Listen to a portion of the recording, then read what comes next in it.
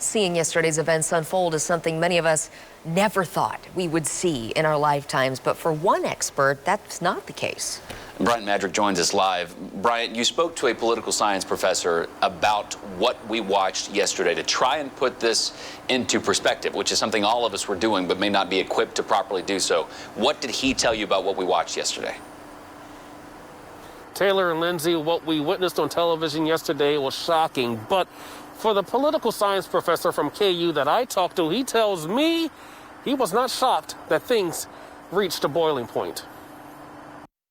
No, not at all surprised. I've kind of been fearing what would happen on this day in particular for a long time, but I look at a lot of different things. I look at, in recent decades, I look at what appears to be a modest increase in political violence.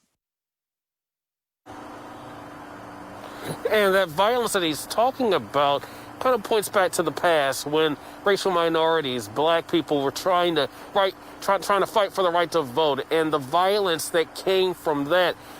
That is the historical battle that we have seen where things have risen to a level of violence in the past. And he says that there have been other battles over time, some violent, others not so much, but there's been a tug of war over the years. And that professor says that this back and forth has continued for decades, and this is just another version happening right now in our time. History being made yesterday that we're all living through.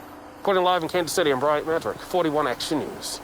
Perspective so important as we try and dissect what we watched yesterday. Bryant, thank you very much.